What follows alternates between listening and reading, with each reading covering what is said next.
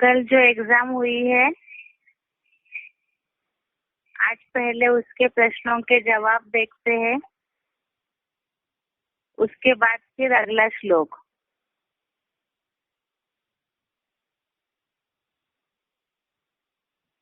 पहला प्रश्न है, कौरव सेना के महारथी योद्धाओं के नाम बताइए। तो इसमें बताया था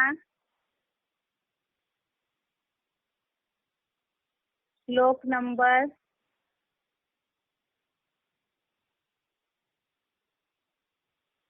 8 और 9 में एक तो पितामह भीष्म, द्रोणाचार्य, कर्ण, समितिंजय,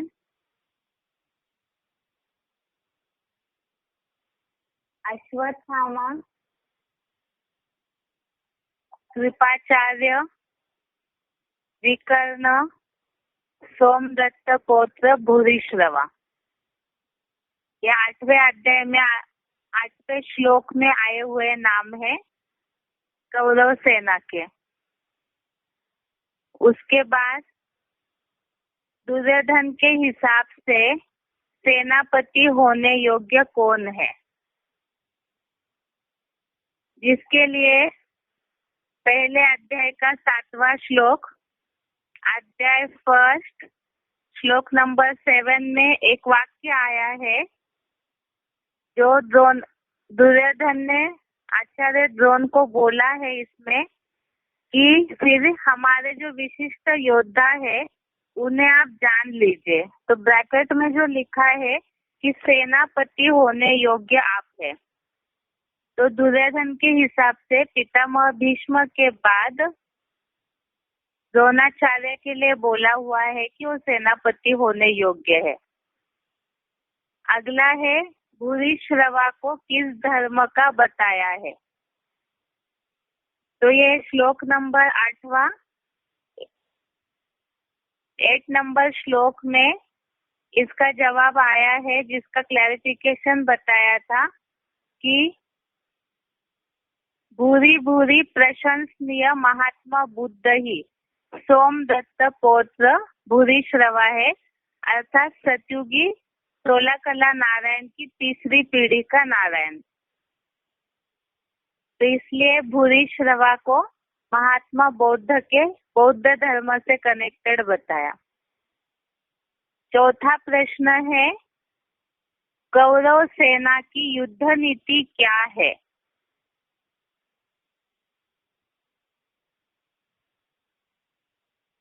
कौरव सेना की युद्ध नीति के लिए श्लोक नंबर 9, श्लोक नंबर 9, इसमें आया है, एक तो छल छिद्र वाले ज्ञान अज्ञान के शस्त्रों से, मेरी मनमत से, माना दुर्योधन की मनमत से प्रहार करने वाले हैं तथा झूठी और आतताई हिंसक युद्ध कला में निपुण है।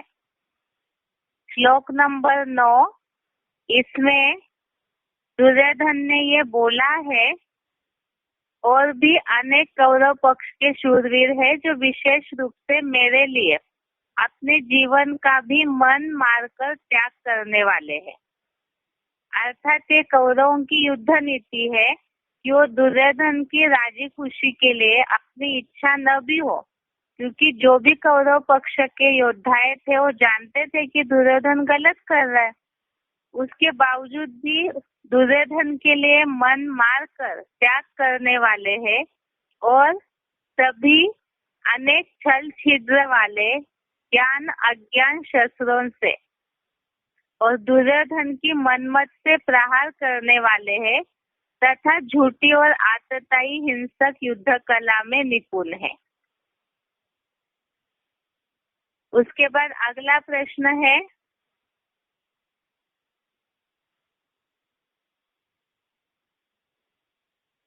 कौरव सेना और पांडव सेना में क्या अंतर है?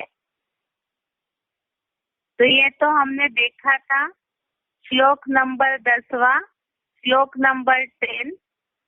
वो श्लोक है अपर्याप्तम तदस्माकं बलम भीष्माभिरक्षितम पर्याप्तम तु इद में तेषाम बलम भीमाभिरक्षितम।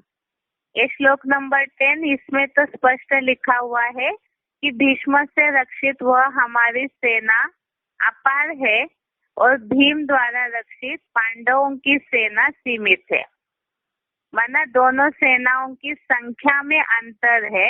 यही बताया कि कौरव सेना और पांडव सेना में क्या अंतर है।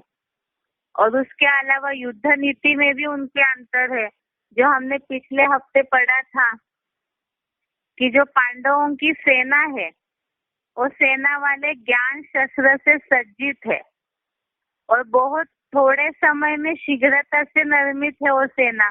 और कौरवों की सेना का तो अभी भी सुना कि छल छिद्र वाले हैं और दुर्योधन की मनमत से झूठी प्रहार करने वाले झूठी और आतताई हिंसक युद्ध कला में निपुण है। उसके बाद अगला प्रश्न है 6वां, सबसे पहला युद्ध घोषणा का शंख किसने बजाया? तो ये है श्लोक नंबर 12, श्लोक नंबर 12।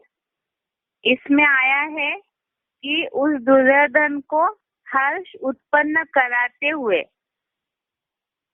कौरवों के वयोवृद्ध और वह प्रतापी माने जाने वाले पितामह भीष्म ने जोर से गरज कर शेर जैसी गुंजायमान दहाड़ मारते हुए शंख बजाया। तो इसीलिए सबसे पहले युद्ध घोषणा का शंख पितामह भीष्म ने बजाया है। उसके बाद कौरव सेना के अलग अलग विभागों के नाम बताइए। यह अलग अलग विभागों के नाम माना जो यहाँ पे कौरव सेना को अलग अलग इसमें डिवाइड किया हुआ है, तो वही उसके नाम है, जिसके लिए श्लोक नंबर 11, श्लोक नंबर 11, इसमें एक शब्द आया हुआ है जो लिखा हुआ है, इसलिए आप सभी लोग स्व विभागों अर्थात डिपार्टमेंट्स के अनुसार सब पैदल, अश्व, गज, रथाधिक पुरुषार्थियों रूप अधिकारियों के मोर्चों पर डटे रहकर। तो कौरव सेना के ये अलग अलग विभाग हो गए, पैदल, अश्व, गज और रथाधिक। अगला प्रश्न है 8वां, भीष्म पितामह ने कौन सा शंख बजाया?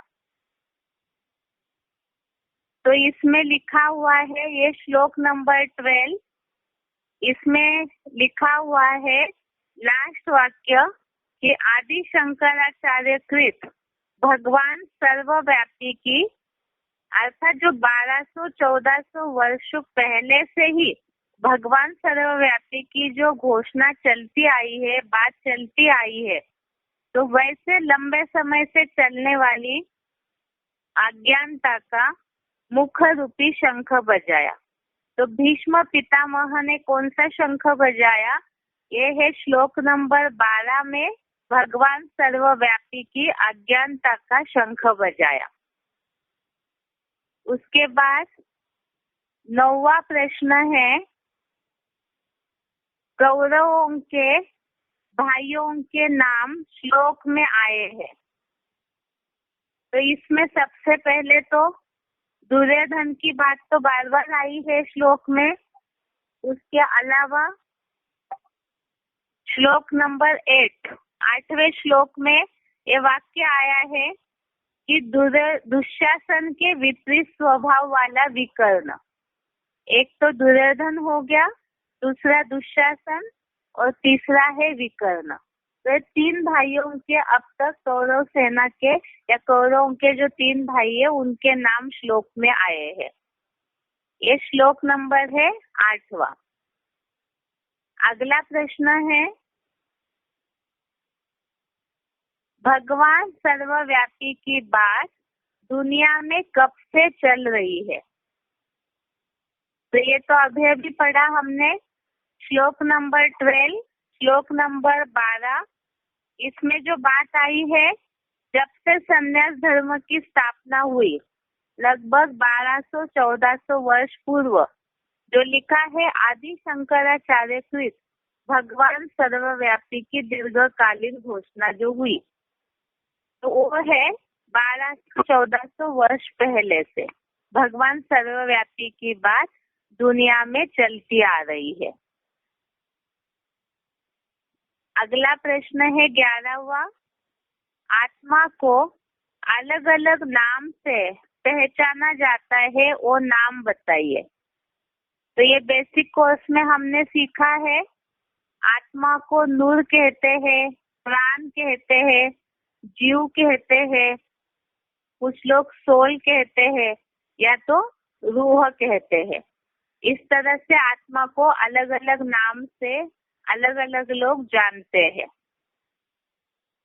अगला प्रश्न है 12वां, आत्मा और शरीर एक दूसरे के बिना कुछ नहीं कर सकते हैं, इसका उदाहरण बताइए।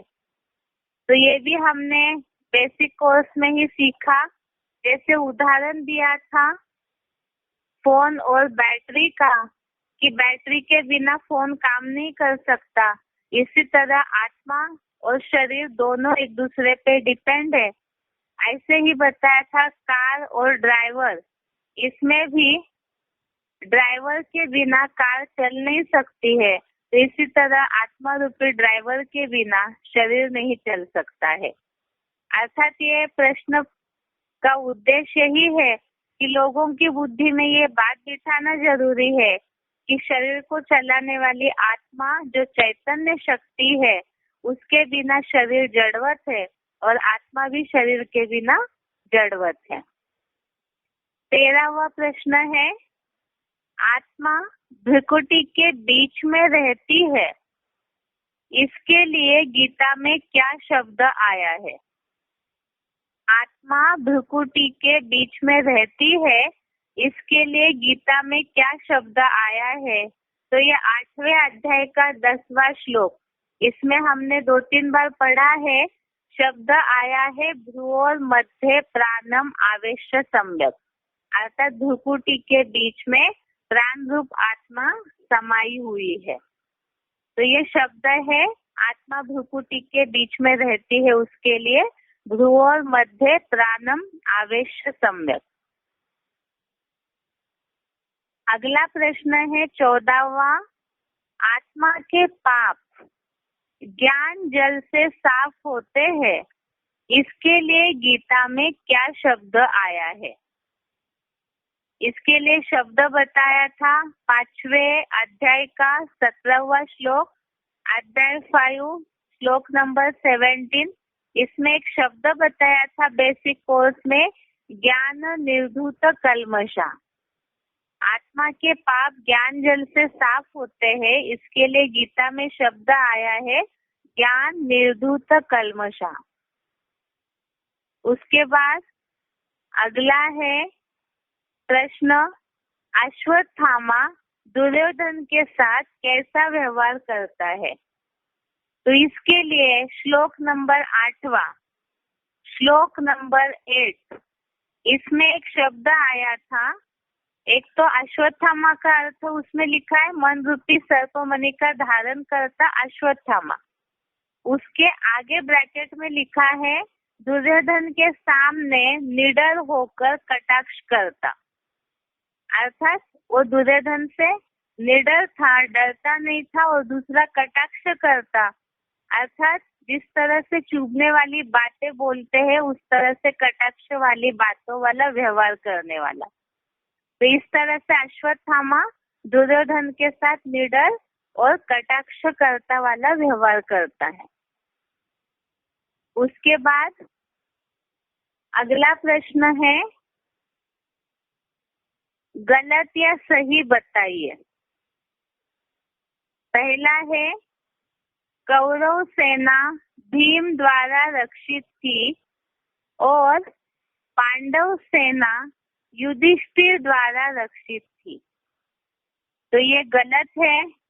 वाक्य ऐसे होना चाहिए, कौरव सेना भीष्म द्वारा रक्षित थी और पांडव सेना भीम द्वारा रक्षित थी, क्योंकि इसमें श्लोक में आया है 10वें श्लोक में, श्लोक नंबर 10, इसमें शब्द आया है भीम द्वारा रक्षित। इन पांचों पांडवों की अल्पसंख्यक सेना सीमित है। यह शब्द आया है भीम द्वारा रक्षित, पांडवों की अल्पसंख्यक सेना सीमित है। ऊपर श्लोक में भी आया है, पर्याप्तम तु इत एतेषां बलम भीमाभिरक्षितम। तो इसमें शब्द ही आया है भीमाभिरक्षितम, अर्थात भीम द्वारा रक्षित। अगला प्रश्न है, आत्मा आंखों से दिखाई देती है। इसके लिए तो हमने बेसिक कोर्स में समझा है कि आत्मा अव्यक्त है, अचिंत्य है, तो इन स्थूल आंखों से दिखाई नहीं देती है। उसे देखने के लिए हमें ज्ञान नेत्र की या तो ज्ञान का तीसरे नेत्र की आवश्यकता है। तो इसीलिए ये वाक्य गलत है जो लिखा है कि आत्मा आंखों से दिखाई देती है, जिसके लिए हमने बेसिक कोर्स में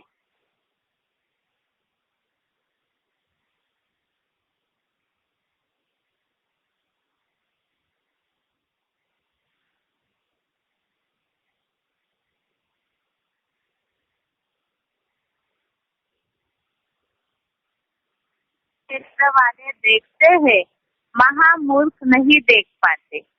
अध्याय 15 श्लोक नंबर 10, 15वें अध्याय का 10वां श्लोक। इसमें लिखा हुआ है, देह छोड़ते या धारण करते अथवा भोगते हुए त्रिगुण युक्त आत्मा को ज्ञान नेत्र वाले देखते हैं, महामूर्ख नहीं देख पाते हैं। इसके अलावा ये जो बताया, आत्मा अव्यक्त है, अचिंत्य है। अव्यक्त है अर्थात कि सूक्ष्म है, तो वो दिखाई नहीं देती है। इसमें भी ये है कि अव्यक्तोयम चिंतोयम, ये जो शब्द आया हुआ है, अव्यक्त है आत्मा, दूसरे अध्याय का 25वां श्लोक, अध्याय 2 श्लोक नंबर 25, इसमें भी आत्मा का अव्यक्त रूप समझ में आता है। उसके बाद अगला प्रश्न है, आत्मा को शस्त्र नहीं काटते, जल नहीं भिगोता है। इसके लिए श्लोक है, नैनम छिंदन्ति शस्त्राणि। तो ये जवाब सही है। आत्मा को शस्त्र नहीं काटते, जल नहीं भिगाता, अर्थात 5 तत्वों का असर नहीं होता, उसके लिए ये श्लोक सही है। श्लोक नंबर 2 अध्याय का 23, दूसरे अध्याय का 23वां श्लोक, जिसमें शब्द आया है, नैनम छिंदन्ति शस्त्राणि, नैनम दहति पावकः, न चैनम क्लेदयन्ति आपः, न शोषयति मारुतः। अगला प्रश्न है, आत्मा सूक्ष्म होने के कारण नापी नहीं जा सकती। तो ये जवाब भी सही है कि आत्मा अति सूक्ष्म है, इसलिए उसे नापा नहीं जा सकता।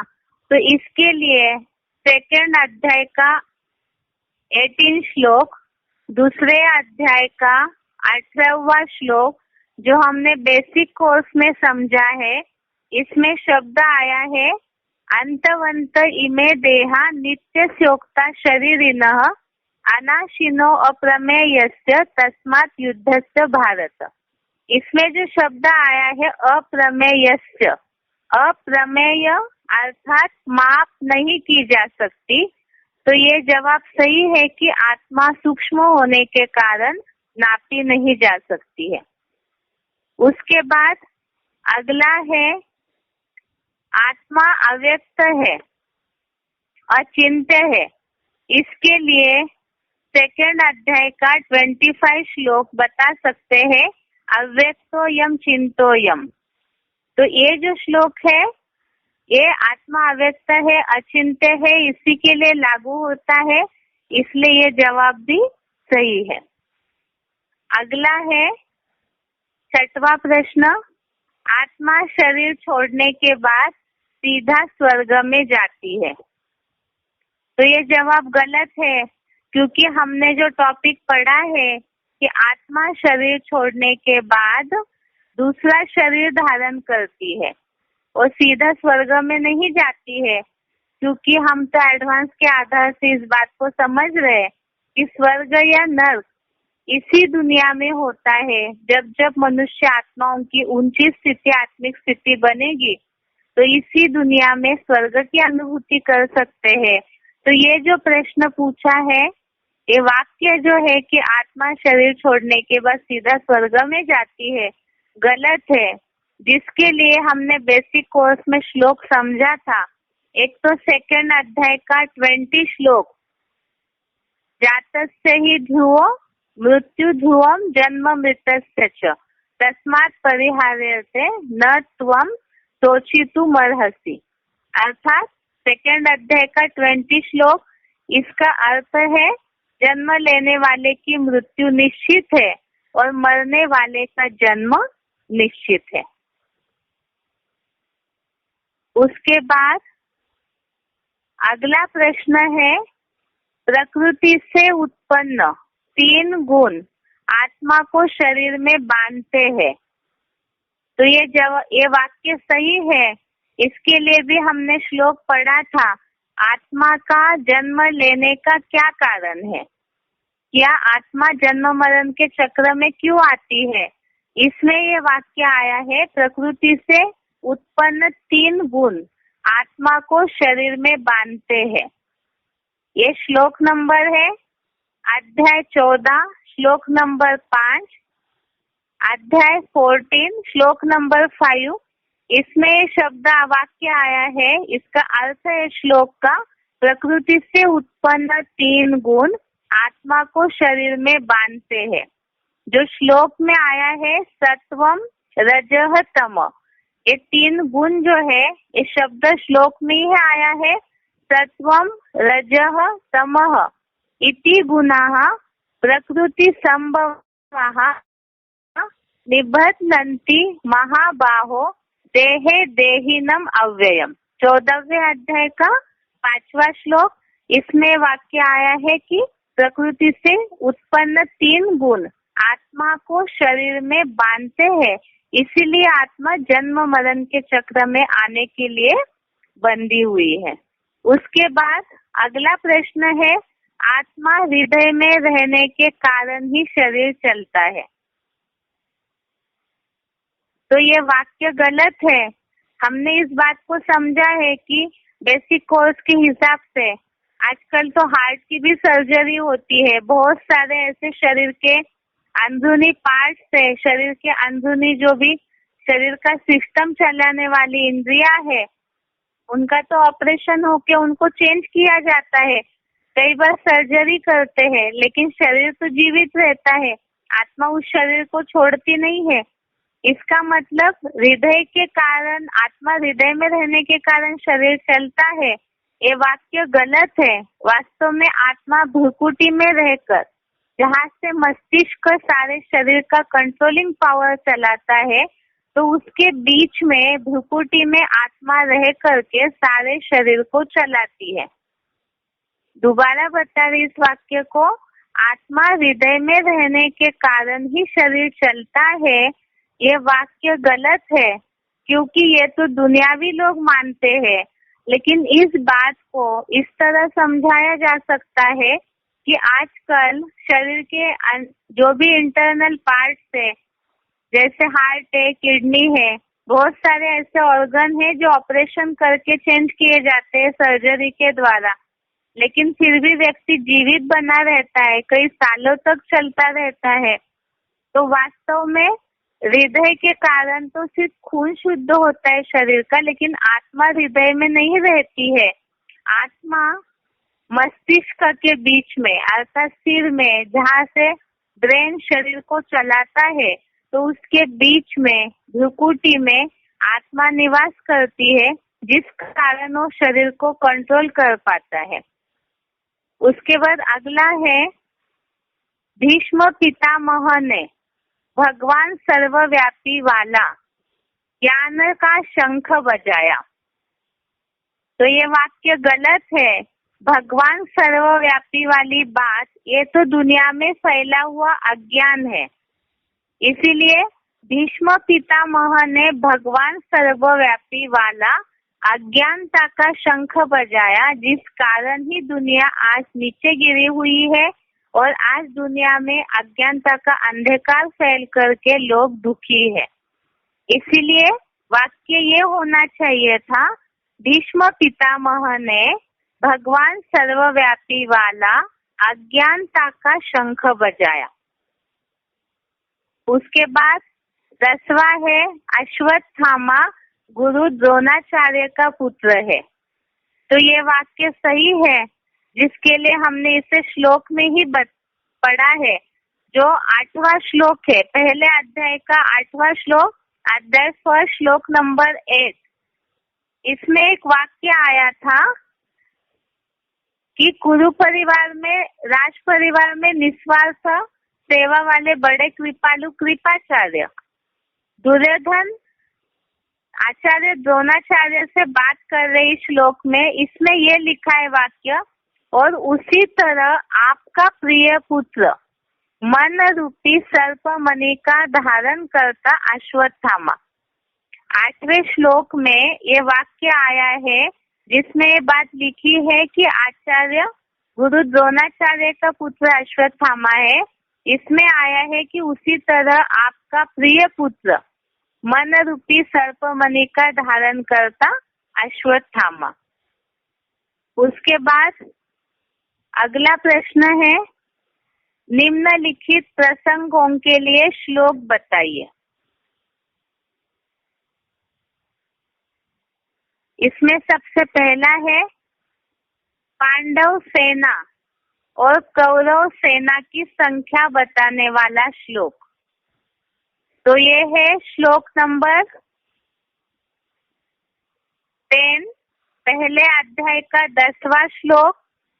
ये है, अपर्याप्तम तदस्माकं बलम भीष्माभिरक्षितम पर्याप्तम तु इदेतेषां बलम भीमाभिरक्षितम। इसका अर्थ है, समाज व सरकार में महासम्माननीय निवृत्ति मार्गीय भीष्म से रक्षित वह हमारी सेना अपार है, जबकि भेड़िए जैसे खदूस राक्षसी वृत्ति वाले लंबे चौड़े भीम द्वारा रक्षित इन पांचों पांडुपुत्र पांडवों की अल्पसंख्यक सेना सीमित है। उसके बाद दूसरा प्रश्न है, भीम के शंख बजाने से सबसे पहले दुर्योधन को खुशी हुई। भीष्म के शंख बजाने से सबसे पहले दुर्योधन को खुशी हुई। तो इसमें ये बताया है, पहले अध्याय का 12वां श्लोक, श्लोक नंबर 12। इसमें शब्द आया है, तस्य संजय नयन हर्षम कुरुरुद्ध पितामह सिंहनादम विनोद्योच्च शंखम दद्मो प्रतापवान। इसके अर्थ के पहले वाक्य में ही आया है, उस दुर्योधन को हर्ष उत्पन्न कराते हुए कौरवों में वयोवृद्ध व प्रतापी माने जाने वाले पितामह भीष्म ने जोर से गरज कर शेर जैसी गुंजायमान दहाड़ मारते हुए भगवान सर्वव्यापी की अज्ञानता का मुख रूपी शंख बजाया। तो शुरू में ही वाक्य आया कि दुर्योधन को हर्ष उत्पन्न कराते हुए। अगला प्रश्न है, सन्यासियों की रक्षा करने से कौरव सेना को फायदा है। तो इसके लिए भी पहले अध्याय का 11वां श्लोक, अध्याय 1 श्लोक नंबर 11, ये है, आयनेषु च सर्वेषु यथा भागमवस्थितः भीष्ममेवाभिरक्षन्तु भवन्तः सर्व एव हि। इसमें जो आया है, दुर्योधन ने उनकी सेना को द्रोणाचार्य से बात करते हुए बात बोली है, इसलिए आप सभी लोग जो भारतीय प्रजातंत्र राज्य के छोटे बड़े पदाधिकारी रूप में शासक है, स्व विभागों अर्थात डिपार्टमेंट्स के अनुसार सब पैदल अश्व गज रथाधिक पुरुषार्थियों रूप अधिकारियों के मोर्चों पर डटे रहकर निसंदेह जन धन वैभव बाहुबल या रिश्वतखोरी द्वारा अन्याय से भी सब ओर से भीष्म की ही रक्षा करे, क्योंकि वोटदाता प्रजाजनों में इन सन्यासियों का बहुत मान है। तो सन्यासियों की रक्षा करने से उनको वोट मिलेंगे, उनकी प्रजा बढ़ेगी, इसीलिए सन्यासियों की रक्षा करने के लिए दुर्योधन ने बताया। कौरव सेना के योद्धाओं के नाम बताने वाला श्लोक। तो ये है श्लोक नंबर 8वां, श्लोक नंबर 8। इसमें ज्यादातर सभी के नाम आए हैं। भवान भीष्मश्च कर्णश्च कृपश्च समितिञ्जय अश्वत्थामा विकर्णश्च सोमदत्ति तथैव च। इसमें अर्थ है, आप स्वयं आचार्य है ही, माना द्रोणाचार्य, और पितामह भीष्म, ऐसे ही कर्ण और आदि नारायण की जो अर्थात आदि नारायण की तरह जो सारे संसार में कभी न हारने वाला एक सदाकाल युद्ध में विजयी अर्थात समितिञ्जय, उसके अलावा कृपाचार्य, उसी तरह मन रूपी सर्पमणि का धारण करता अश्वत्थामा, चापलूस कर्ण और दुशासन के विपरीत स्वभाव वाला विकर्ण, और इसी चापलूसी संसार में सोमदत्त पौत्र भूरिश्रवा है। तो इस तरह से ये कौरव सेना के योद्धाओं के नाम बताने वाला श्लोक है। अगला है, आत्मा के ऊपर 5 तत्वों का असर नहीं होता है। तो ये बेसिक कोर्स का जो पोर्शन सिखाया था उसमें ये जो श्लोक आया है, इस आत्मा को शस्त्र नहीं काटते, इसको अग्नि नहीं जलाती, इसको हवा भी नहीं सुखाती और जल भी नहीं भिगोता है। श्लोक नंबर 23 अध्याय 2 दूसरे अध्याय का 23वां श्लोक। इसमें है, नैनम छिन्दन्ति शस्त्राणि नैनम दहति पावकः न चैनम क्लेदयन्ति आपः न शोषयति मारुतः। इसमें ये जो अर्थ है, हवा नहीं सुखाती, अग्नि नहीं जलाती, जल नहीं भिगोता, तो यही जवाब है इसका कि आत्मा के ऊपर 5 तत्वों का असर नहीं होता है। अगला प्रश्न है, आत्मा भ्रुकुटी के बीच में रहती है। तो इसके लिए आत्मा का जो स्थान बताने वाले श्लोक बताए थे कि आत्मा शरीर में कहाँ रहती है, तो इसमें भ्रुकुटी के बीच में रहती है। 8वें अध्याय का 10वां श्लोक, अध्याय 8 श्लोक नंबर 10, भ्रुवोर मध्ये प्राणम आवेश्य सम्यक स तम परम पुरुषम उपेति दिव्यम। इसके अलावा 5वें अध्याय का 27वां श्लोक, अध्याय 5 श्लोक नंबर 27, इसमें भी श्लोक में एक शब्द आया है अंतरे भ्रुव, अर्थात भ्रुकुटी के बीच में। तो ये 2 श्लोक है जिसमें ये बताया है कि आत्मा भ्रुकुटी के बीच में रहती है। उसके बाद अगला प्रश्न है, शरीर विनाशी है। तो इसके लिए भी हमने बेसिक कोर्स में ही पढ़ा है। जो शरीर और आत्मा के अंतर वाले श्लोक है, इसमें एक श्लोक आया था श्लोक नंबर 13 अध्याय सेकंड दूसरे अध्याय का 13वां श्लोक। इसमें आया है देहिनोस्मिन् यथा देहे कौमारम यौवनम जरा तथा देहांतर प्राप्ति धीरस्तत्र न मुह्यति। अर्थात जैसे आत्मा इस देह में कुमार, युवा अवस्था और बुढ़ापा है, वैसे ही दूसरे दूसरे शरीरों की प्राप्ति होती है। तो दूसरे दूसरे शरीरों की प्राप्ति होती है अर्थात ही शरीर बदलती है आत्मा। दूसरा ये शब्द आया है सेकेंड अध्याय का 18 श्लोक। इसमें नित्य, अविनाशी, माप न करने योग्य देहधारी आत्माओं के ये शरीर नाशवान कहे गए हैं। तो इसमें स्पष्ट आया हुआ है कि देहधारी आत्माओं के ये शरीर नाशवान कहे गए हैं। और उसके अलावा दूसरे अध्याय का 20वां श्लोक, सेकेंड अध्याय श्लोक नंबर 20, इसमें भी शब्द आया हुआ है न हन्यते हन्य माने शरीरे। अर्थात ये जो वाक्य आया है कि यह अर्थात आत्मा न जन्मता है न मरता है, या होकर फिर से नहीं होगा, ऐसे भी नहीं है। अजन्मा, नित्य, सनातन, पुरातन, माना आत्मा के लिए बोला, लेकिन आगे वाक्य में लिखा है यह देह हनन होते भी नहीं मारा जाता। देह का हनन होना अर्थात शरीर का विनाश होने पर भी आत्मा मारी नहीं जाती।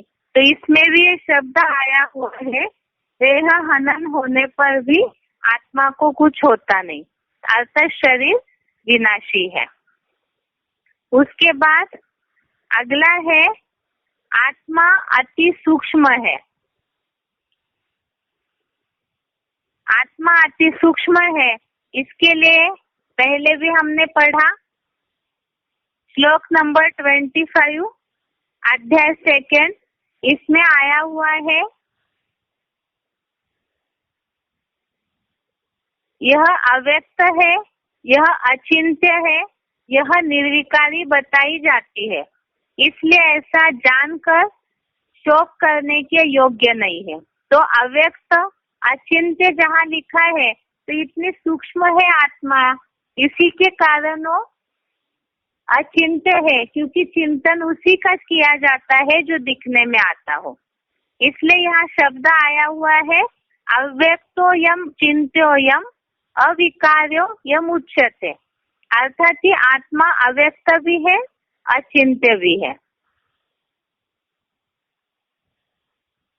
उसके बाद अगला श्लोक प्रश्न है आत्मा निर्लेप नहीं है, ये साबित करने वाले कोई भी 2 श्लोक बताइए। आत्मा निर्लेप नहीं है ये साबित करने वाले कोई भी 2 श्लोक बताइए। तो इसके लिए पहले तो अध्याय 13 श्लोक नंबर 19, 13 अध्याय का श्लोक नंबर 19, इसमें हमने पढ़ा था प्रकृतिम पुरुषम चैव विध्यनादि उभो अपि विकारांच गुणांच चैव विद्धि प्रकृति संभवान। 13वें अध्याय का 19वां श्लोक, इसमें बताया है कि आत्मा को पुरुष और शरीर को प्रकृति कहा गया है, दोनों ही अनादि है। विकार और 3 गुण प्रकृति से उत्पन्न हुआ जान। और दूसरा श्लोक 13वें अध्याय का ही 20वां श्लोक, इसमें बताया है 13 अध्याय श्लोक नंबर 20, इसमें बताया है पुरुष अर्थात आत्मा सुख दुख के भोक्ता पने में कारण है। अर्थात आत्मा सुख दुख भोगती है, तो सुख दुख भोगती है माना ही उस पे लेप छेप चढ़ा हुआ है। और प्रकृति कार्य और इंद्रियों के साधन रूप रचना में कारण है। प्रकृति अर्थात ही शरीर प्रकृति से बना हुआ है, तो ये शरीर जो है वो इंद्रिय रूपी साधनों के द्वारा कार्य करता है। और आत्मा शरीर में प्रवेश है, तो इसीलिए ही जैसे ही इंद्रिय रूपी साधनों से कार्य होता है, कर्म होता है, तो उसी का लेप छेप पुरुष अर्थात आत्मा के ऊपर चढ़ता है। उसके अलावा और एक श्लोक बताया, अध्याय 15 श्लोक नंबर 9, 15वें अध्याय का 9वां श्लोक। इसमें बताया है आत्मा ही कान, आँख, त्वचा, जीभ, नाक का और साथ ही मन का आधार लेकर विषय भोगों का सेवन करती है। अर्थात यही है कि शरीर के द्वारा ही आत्मा ये सारे विषय भोगों का सेवन करती है, और जब वो भोगेगी तो उसका लेप छेप जरूर चढ़ेगा। इसलिए ये 3 श्लोक हो गए, जिससे ये साबित होता है कि आत्मा निर्लेप नहीं है। उसके बाद अगला है, आत्मा के पाप ज्ञान से धुल जाते हैं। तो उसके लिए भी हमने श्लोक समझा था, 5वें अध्याय का 17वां श्लोक, अध्याय 5 श्लोक नंबर 17। इसमें हमने पढ़ा था, तद बुद्धय तदात्मानः तन्निष्ठा तत्परायणः गच्छन्ति अपुनरावृत्तिम ज्ञान निर्धूत कल्मषः। ये प्रश्न तो ऊपर भी समझा था हमने, ज्ञान निर्धूत कल्मषः अर्थात ज्ञान से पूर्णता धुले पापों वाले, अर्थात ज्ञान के द्वारा ही सारे पाप धुले जाते हैं। तो ये हो गया इस प्रश्न का जवाब। उसके अलावा आत्मा का पुनर्जन्म होता है, तो आत्मा शरीर छोड़ करके जाती कहाँ है? तो इसी से सिद्ध होता है कि आत्मा दूसरे जन्म लेती है, जिसके लिए हमने 2-3 श्लोक पढ़े हैं बेसिक कोर्स में। एक बार वो श्लोक दोबारा रिपीट करके देखते हैं। सबसे पहले तो 2nd अध्याय का श्लोक नंबर 20, दूसरे अध्याय का श्लोक नंबर 20। इसमें लिखा है, जन्म लेने वाले की मृत्यु निश्चित है और मरने वाले का जन्म निश्चित है।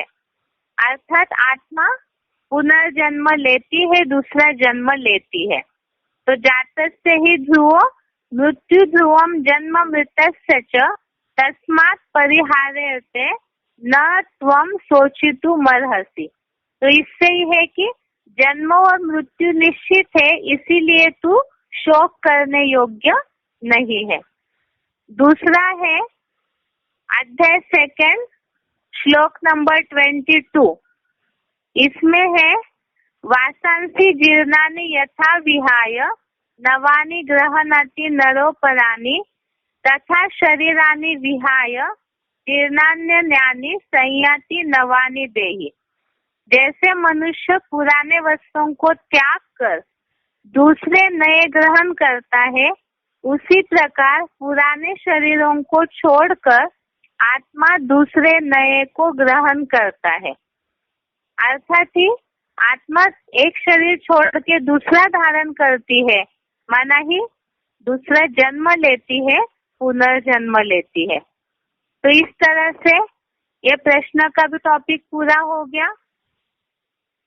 एक लास्ट प्रश्न बचा हुआ है, जिसमें पूछा गया था, निर्बल से लड़ाई बलवान की। यह बात इस श्लोक के लिए समझाई जा सकती है और क्यों? तो ये जब श्लोक पढ़ाया था उस समय इस बात को बताया था कि निर्बल से लड़ाई बलवान की। ये वास्तव में है उस बात के लिए जहाँ पे एक तरफ बहुत सारी तादाद में कौरव सेना खड़ी है और दूसरी तरफ पांडव सेना मुट्ठी भर है।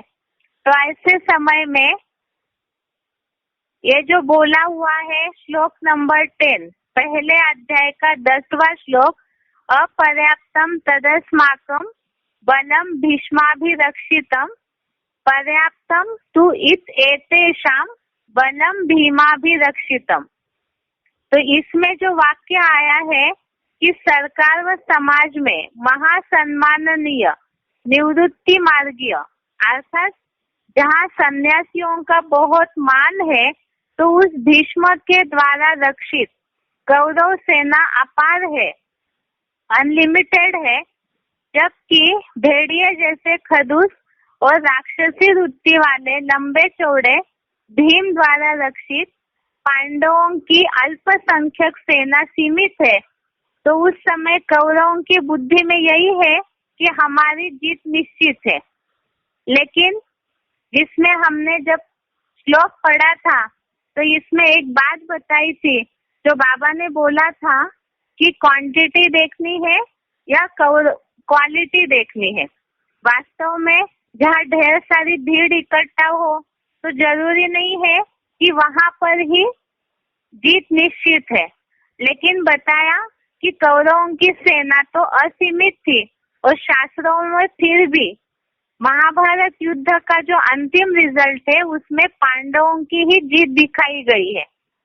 तो बाबा ने वीसीडी में इस बात को बोला है, वीसीडी नंबर 561, 561 नंबर की वीसीडी में बाबा ने बोला है कि खून को शुद्ध रखना जरूरी है या संख्या को बढ़ाना जरूरी है।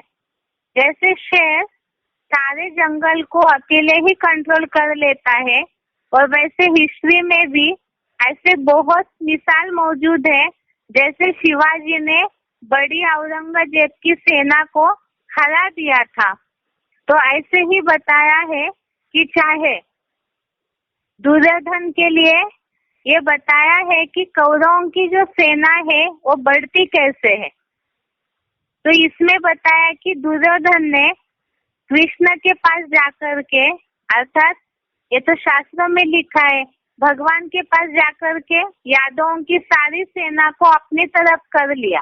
दुर्योधन के पास भी अपनी कोई सेना थी नहीं, लेकिन यादवों की सेना और उनका जो धन बल है वो पूरा अपनी तरफ कर लिया।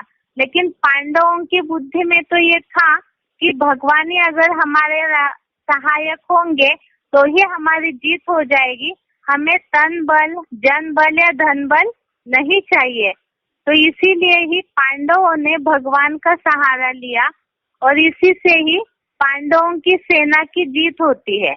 लेकिन पांडवों की सेना की जीत के लिए भी जरूरी है, अवेक्तवाणी में बोला है कि पांडव सेना अर्थात की रूहानी सेना, अर्थात जो जितना आत्मिक स्थिति में रहने का, रूहानी स्टेज में रहने का पुरुषार्थ करेंगे, तो वही शिव बाबा के कार्य में उतना सहयोगी बन सकते हैं। उसके अलावा और एक बात हमने पढ़ी थी श्लोक में ही, कि पांडवों की सेना मजबूत और जीत वाली तब बन सकती है जब पांडव सेना में आपस में सहयोग भावना और शुभ चिंतक बने की भावना हो। तो उसी से ही ये अपार कौरवों की सेना के ऊपर पांडव सेना विजयी हो सकती है। भले क्वांटिटी कम हो, लेकिन क्वालिटी अगर है, सेना में सहयोग करने की भावना है, तो ये वाक्य सिद्ध हो जाएगा, निर्बल से लड़ाई बलवान की। इसके अलावा आगे है आज का श्लोक, श्लोक नंबर 13, पहले अध्याय का 13वां श्लोक। श्लोक एक बार पढ़ रहे हैं। तथा शंखाश्च भैर्यश्च पन्वानक गोमुखा, ततः शंखाश्च भैर्यश्च पन्वानक गोमुखा, सह एव अभ्यंत सहसा एव अभ्य हन्यंत स शब्दः तुमुलो भवत्। एक बार इसका संधि विच्छेद देखते हैं। पहले अध्याय का 13वां श्लोक, इसका संधि विच्छेद है ततः शंखः च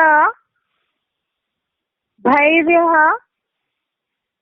च पन्वानक गोमुखा सहसा एव अभ्यहन्यन्त स शब्दः तुमुलः अभवत्। एक बार दोबारा संधि विच्छेद पढ़ रहे इसका। ततः शंखः च धैर्यः च पन्वानक गोमुखा सहसा एव अभ्यहन्यन्त स शब्दः तुमुलः अभवत्। इसका श्लोक है ततः शंखाश्च भैर्यश्च पन्वानक गोमुखः सहसैव अभ्यहन्यन्त स शब्द तुमुलो भवत्। एक बार इसका उच्चारण सुनते हैं।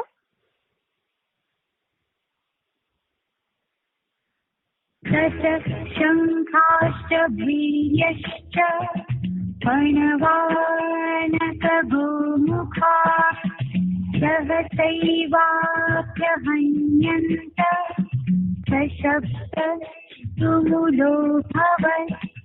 तब तो बाद में अनेक प्रकार के तुंडे तुंडे मते भिन्ना छोटे बड़े मध्यम मुखों वाले ज्ञान शंख और भेरिया, ढोल, नगाड़े और रणसिंगा जैसे ज्ञान अज्ञान के बाजे, समाचार पत्र पत्रिकाएं, रेडियो, टीवी चैनल्स आदि मीडिया, समाज और सरकार के लोगों की बड़ी बुलंद आवाजें अचानक ही होने लगी। उन सबका बड़ा भारी शोरगुल होने लगा।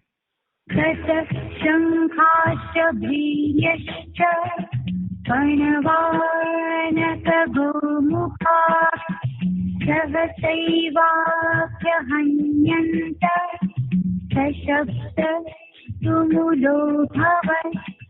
तब तो बाद में अनेक प्रकार के तुंडे तुंडे मते भिन्ना छोटे बड़े मध्यम मुखों वाले ज्ञान शंख और भेरिया, ढोल, नगाड़े और रणसिंगा जैसे ज्ञान अज्ञान के बाजे, समाचार पत्र पत्रिकाएं, रेडियो, टीवी चैनल्स आदि मीडिया, समाज और सरकार के लोगों की बड़ी बुलंद आवाजें अचानक ही होने लगी।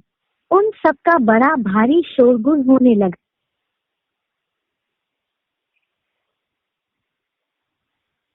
इसका अर्थ देखते अभी। शब्द है ततः शंकाश्च भैर्यः। तब शंख और भेरिया। आगे है पन्वानक च गोमुखः, अर्थात ढोल, नगाड़े और रणसिंगा। आगे है सहसैवाभ्यहन्यन्त स तुमुलः शब्दो अभवत्, अर्थात अचानक ही होने लगी। उन सब का बड़ा भारी शोरगुल होने लगा। एक बार अर्थ पढ़ते हैं। तब शंख और भेरिया, ढोल, नगाड़े और रणसिंगा अचानक ही होने लगी। उन सब का बड़ा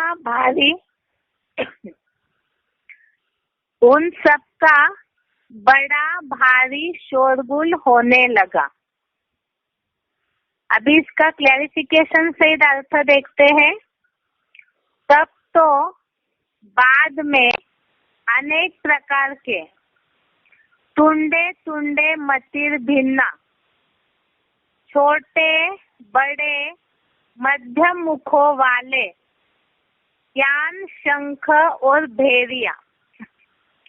यहाँ जो शब्द आया है शंख और भेरिया, ढोल, नगाड़े और रणसिंगा, वरना दुनिया में तो आपने देखा ही होगा कि जो अलग अलग प्रकार के वाद्य यंत्र होते हैं, तो सारे वाद्य यंत्रों के नाम यहाँ लिखे हुए हैं। तो श्लोक में तो यहाँ पे हद के लिखे हैं कि जब युद्ध की घोषणा होती है तो उस समय इस प्रकार के अलग अलग यंत्र या शंख वगैरह बजा करके युद्ध की घोषणा का आवाज किया जाता है। जिन्होंने भी महाभारत देखा होगा तो उन्होंने उसमें देखा होगा कि अलग अलग प्रकार के ये जो आवाज करने वाले यंत्र वगैरह वो दिखाए जाते हैं। लेकिन यहाँ पर तो जो बेहद के हिसाब से महाभारत युद्ध हो रहा है कौरव सेना और पांडव सेना के बीच में, तो यहाँ स्थूल वाद्य यंत्र बजाने की बात नहीं है। तो उसी का अर्थ शिव बाबा ने यहाँ पे श्लोक में बताया है।